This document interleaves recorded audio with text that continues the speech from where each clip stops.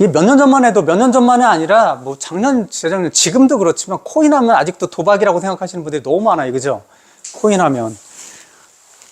그러니까 코인은 실체가 없잖아 라고 얘기하는데, 공부하면 공부할수록 그거 부분에 대해서 실체가 없는 것인가 라는 부분에 대해서는 조금 더 생각해 볼 여지는 있어요. 그래서 제가 이렇게 설명하는 거는 하라라는 게 아니라는 것들 좀 정확하게 아셔야 되는데, 세계 중 한 개는 2년의 휴지 조각이라는 거예요. 우리나라 같은 경우는 거래소들이 여러 가지가 있어요. 한 5개 정도가 있는데, 업비트, 빗썸, 코인원, 코빗, 코픽스, 코팍스 이렇게 정도의 거래소예요. 주식을 거래하는 것처럼. 이런 거래소에서 코인을 거래하는 제일 큰 데가 업비트예요. 그 다음 빗썸. 여기 둘이 거의 다 하는 거예요. 여기서. 제일 큰 데가 업비트라는 데인데, 이게 뭐냐면, 여기서 코인들이 상장하잖아요. 주식 새로 상장하는 것처럼. 그 상장하는 것 중에 3개 중 한 개는 2년 내에 상장 폐지되는 거예요. 근데 거기 샀던 사람들은 손해인 거죠. 주식이 휴지 조각이 되는 것처럼. 그래서 아무것도 이름도 모르는 사람들의 모르는 그런 코인들을 덥석 사는 것들은 상당히 위험할 수 있다는 거죠. 그러니까 그런 것들은 좀 생각을 해봐야 되겠다. 이런 얘기예요. 그리고 상장이 최근 2년 동안 했더니 483개 정도가 코인을 상장했는데 이 중에 153개가 상폐됐다. 이런 내용들이에요. 잠깐 그러면 코인이 잠깐 나왔는데 여기서 잠깐 얘기를 하면 코인 하면 지금 제일 오래됐던 첫 번째 우리가 제일 많이 알고 있는 비트코인이라는 게 있어요. 그죠? 비트코인. 비트코인이 만들어졌던 것들은 실질적으로 이런 금융거래들이 중앙에서 모든 것들을 통제하고 중앙에서 정보들이 다 이렇게 집약되기 때문에 이게 뭐예요? 국가라든지 어떤 집단에 의해서 그런 것들이 사람들이 손해를 볼 수 있게끔 이용이 될 수 있다. 또는 해커들에 의해서 그것들이 이용이 될 수 있다. 이런 것들이잖아요. 그래서 이것들을 분산해서 그 정보들을 가지고 있어야 되는 거 아니야? 라고 해서 블록체인이라는 기술을 사용해서 해커들이 해킹하기 어려운, 거의 어렵죠. 그리고 중앙에서 누군가에 의해서 조정할 수 없게끔 하는 취지로 비트코인이 만들어지게 되는 거죠. 그러니까 비트코인은 예전에 보면은 금과 같이 이제는 정보 매체에서는 아주 디지털 골드가 아니야? 막 이런 얘기까지 나왔었는데 얼마 전에 1억 3천만 원이 깨지고 1억 2,700, 1억 2,800 이런 정도까지 정도에서 숨고르기를 하고 있는 그런 상황이에요. 그냥 이렇게 만들어지고 비트코인이 그렇단 말이야 라고 해서 그 후발주자들이 또 계속 만들어지는 코인들이 그 후발주자들이 이름 들어보면 아시는 이더리움, 그쵸? 솔라나 이런 것들 있죠. 그런 것들은 비트코인이 가지고 있는 기술적 한계들이 있어요. 그런 정신들은 있지만 기술적 한계들을 해결하기 위해서 여러 가지의 코인들이 만들어져요.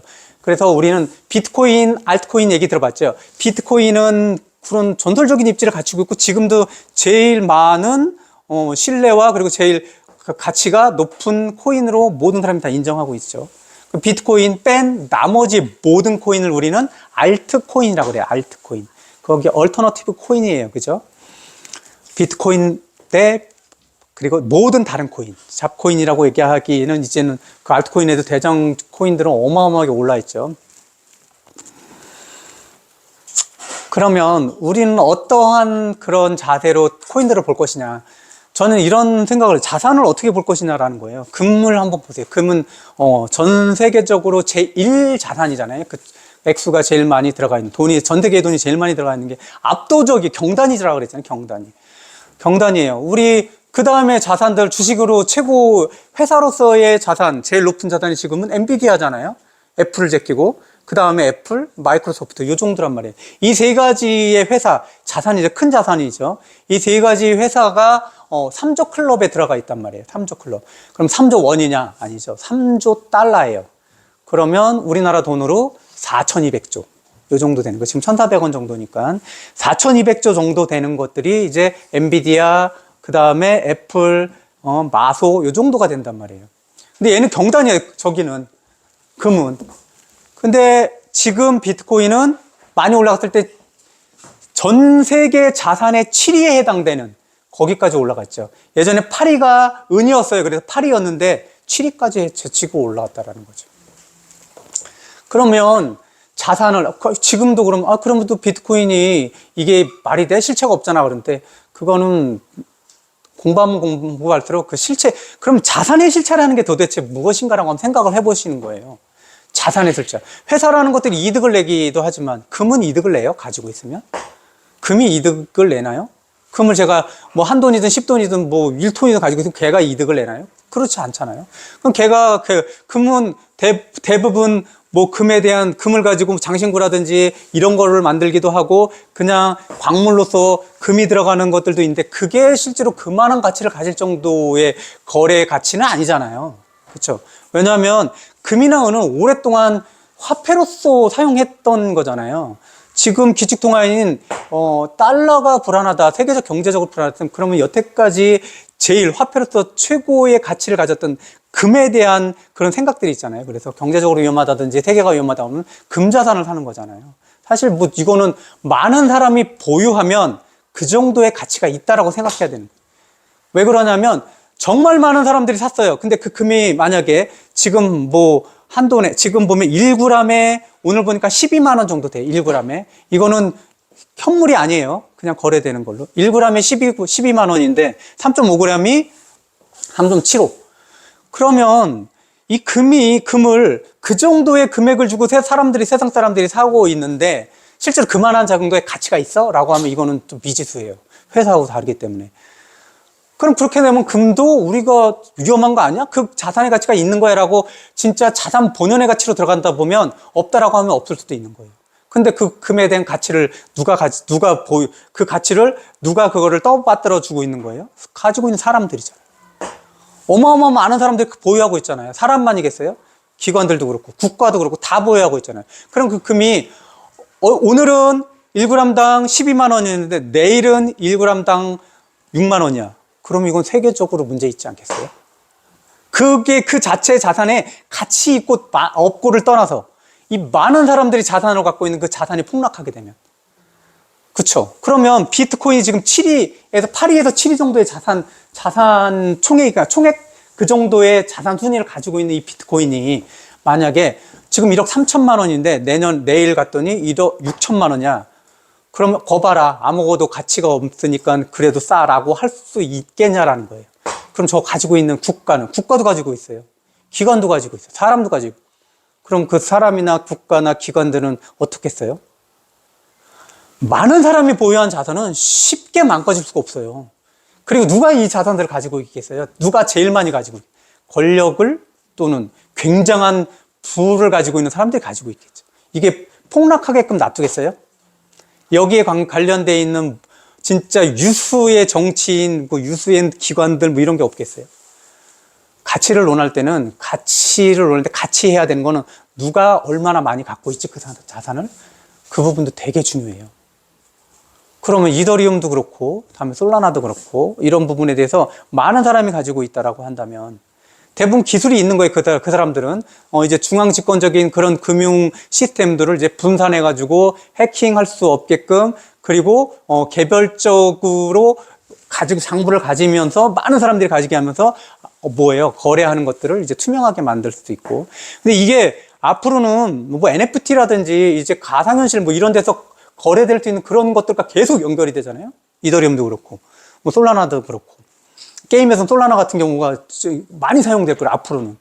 뭐 이더리움 같은 경우는 앞으로 NFT 거래 같은 경우는 되게 많이 거래될 거란 말이에요, NFT 같은 경우. 그리고 리플 같은 경우는 외국에 뭔가를 송금한다든지 이랬을 때는 빠르게 송금하고, 그리고 값싼 수수료, 이런 것들에 대한 지향점이 있단 말이에요. 이래서 많은 코인들이 개발이 되는데, 근데 다 그러느냐? 그렇지 않다라는 거죠. 사실 보면 지금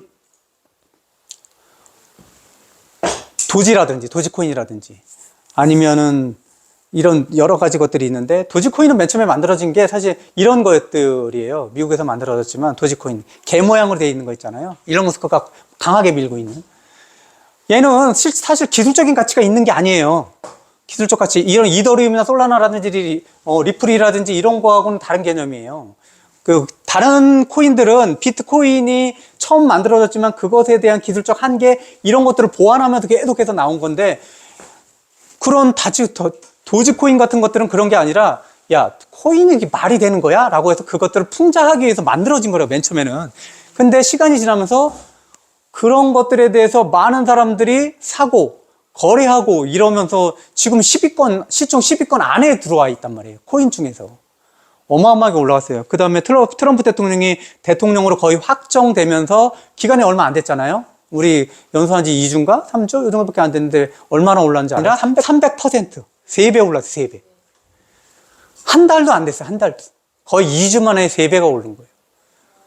시바이는 뭐 이런 거. 얘네들을 밈코인이라고 그러는데, 밈코인. 기술이 있는 것들이 아니고, 그냥 어디서, 야, 이거 재밌는데 한번 만들어 볼까? 이렇게 해서 만들었던 걸 거래가 활성화되면서 많은 사람이 보유하게 되는 거잖아요. 이런 코인들을 밈코인이라고 한다. 근데, 야, 이건 아무 기술도 없고, 아무 목표도 없는데, 실제 이런 코인이 위험하지 않아? 라고 해서 진짜 많은 사람들이 그렇게 했는데, 이제는 위험하지 않아 라고 얘기했던 그 코인이 코인 중에 10위 안으로 들어 7위 정도예요. 7위. 시총이. 코인 중에. 그러면 제가 아까도 얘기한 것처럼 많은 사람이 가지고 있으면 그 자산이 폭락하는 거는 다른 사람들이 많은 사람이 바라지 않겠는데? 라는 생각들을 가지죠. 젊은 사람들은 젊은 친구들 중에는 이런 얘기예요. 비트코인 같은 그런 유동성 그 비트코인 같이 별로 변동폭이 높지 않은 거는 자기네들은 좋아하지 않는다. 비트코인 변동성 되게 높죠. 1억 했다, 1억 3천 했다, 8천 했다가 막 1억 가고 있는데. 근데 젊은 친구들은 사실 보면 자본의 단위가 되게 적잖아요. 근데 그거 가지고는 양이 안 차니까는 저렇게 변동성이 더 큰, 뭐 하루에 60%, 70%, 한 달에 뭐 300%, 400% 이렇게 변동성이 있는 것들을 탄단 말이에요. 그러면 아까도 얘기한 것처럼 상폐될 수 있는 거를 고를 수 있겠구나. 뭐 이런 생각을 가져보는 거죠. 조금 안타깝긴 하지만 좋으냐 나쁘냐를 떠나서 그 자산이 어느 자산군 안으로 확 들어왔잖아요. 근데 그 자산들이 변동폭이 커요. 근데 그 자산을 가지고 있지 않으면 그 자산을 가지고 있는 사람은 한 10배, 20배로 올라갈 수 있는 그런 가능성이 있잖아요. 그 자산을 보유하지 않으면 10배, 20배의 기회가 없어요. 그럼 그 자산들은 내가 가지고 있는 전체 금액 중에 반 이렇게 투자하는 게 아니라 안 버려도 되는 금액. 나는 잊어버려도 이 정도 금액은 그냥 빵이 돼도 2다리 뻗고 잘 수 있는 그 금액 정도는 살짝 담가 놓는 게 나중에 이 사람들은 그냥 햄버거 값으로 그냥 사놓은 거 10개 사놨는데 햄버거 값으로 그거 오래되지 않았다 그랬잖아요. 햄버거 10개 살 돈이 됐는데 그 금액들이 지금은 13억, 14억이에요. 그렇잖아요. 14억 정도, 13억 정도. 10몇 년 전에 햄버거 10개 사둔다는 생각으로 툭 사두면 지금 그게 그렇게까지 되기는 어렵지만 이런 자산군이라면 그냥 햄버거 값 묻어둔다라고 생각해서 햄버거 10개 햄버거 10개 정도 살 돈을 그냥 내가 다 잃는다 그래도 문제되지는 않잖아요. 그 정도 금액을 해보는 거는 내가 가지고 있는 자산이 급격하게 차이가 날 수 있는 그런 자산에는 그냥 복권 투자하듯이 해도 크게 무리가 없다.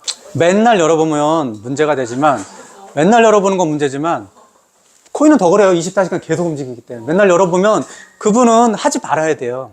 주식을 맨날 열어본다? 그럼 주식하지 말아야 되고 코인을 맨날 열어본다? 하지 말아요. 왜 하지 말아야 되냐면 무조건 100%다 잃어요. 지금은 탈지 몰라도 수익이 나도 그런 사람들 하지 마. 근데 지금 말씀하신 것처럼 내가 뭔가에 자산에 조금이라도 넣고 있으면 가끔 확인하잖아요. 그리고 변곡점의 시기에 그 시기를 나는 알 수 있어요. 그러니까 그렇게 정도로 운영하시는 게 좋을 거다라는 생각을 이제는 비트코인이나 모든 코인이 아니라 그냥 내가 생각했을 때 저희가 늘 얘기하잖아요. 어떤 자산이 망하면 이거는 어떤 큰 조직이 망하겠는데 여기서 조직이라는 것 정도는 기업이 아니라 국가 정도인 거잖아요. 그게 흔들리겠는데 라고 하는 자산은 그 정도는 괜찮은 거라고 생각하셔도 될 거예요. 조금씩.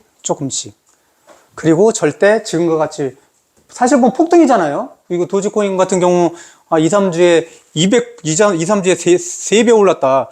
폭등이죠. 그럼 사야 되는 게 아니잖아요.